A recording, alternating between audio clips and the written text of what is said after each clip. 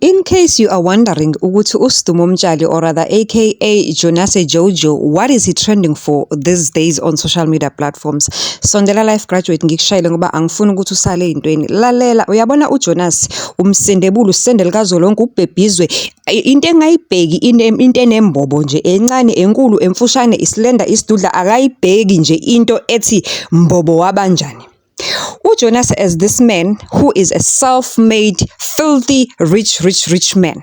Yeah, he rises from rags to riches, and the way he rises from rags to riches with the help of a lady that he was dating back at home, and this lady gama lakhe u-S. U-S uzidlalela emakhaya, uzikhandela abantu amakhanda, athi sithandwa sami nayi imali hamba uye ekolishi ngoba kade ukhala ngokuthi u-acceptiwe kodwa manje into eyinkinga imali awunayo.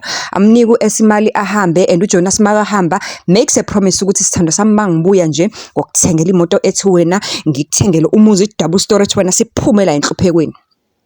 A man of his words, ahambe nangempela uJonas. Did Jonas keep his promise, or did Jonas kept his promise?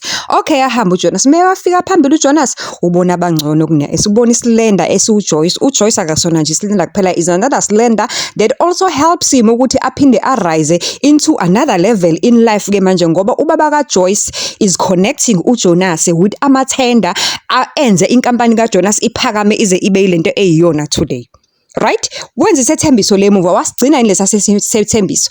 After 8 years abuye uJonas athi esithandwa sami ngibuyile munu ngibuyile wena baby ngizokushada nangempela afika amshade bashade benze ukuthi baqede bathi nya lo muntu ushadile unomfazi number 1 oJoyce lapha ophamparishayo owenziwa yonke into oyi trophy wife ohlala ekhaya ongasebenzi. uS ke manje is wondering ukuthi where does this put her in this picture ngoba phela lo muntu already useka nomfazi, and kuzokwenzakalani ngayo ukuthi wayikhululeka wena ngizokulethela umfowethu uzobe mane pretend ukuba umfazi wakho whenever kunama family dinner, whenever sihlangana as a family umfowethu uzobe mane pretender ukuba umfowethu uzobe mane pretender ukuthi wena umfazi wakhe. Awudlale lo mdlalo uJonas back and forth mangabe ehalela isidudla uthi shwi ashone ngapha esimakahalela isilender uhleli ngapha noJoyce wakhe khamba isikhathi.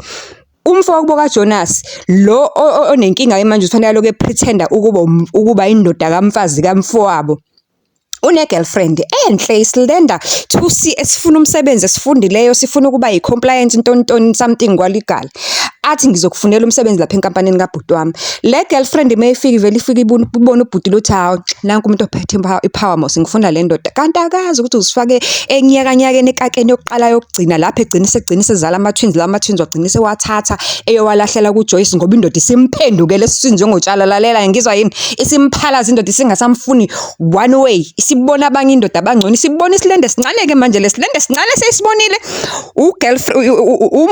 umngane wengane yakhe. Kusho ukuthi kahle lo putsunune elincane liyafana nokuthi ingane yakhe because into ena 18-19 Nkosi yami efunda nomngane wakhe high school. Jonas isifundo ke Nkosi yami sinye ukuthi noma indoda ungaze uyenze kanjani empilweni uBob the Builder akusho ukuthi uyohlala iloyal kuwena nokuthi nje umuntu akafunda ukweneliswa yilokana ngoba kithi ngoba asipheli kamnandi story sakhona sekafile kuJonas kodwa ke kuthiwa the story is based on a book by Usiyu Nyathi. Go watch it, you're gonna love it because this is true Afro telenovelas. Beautiful.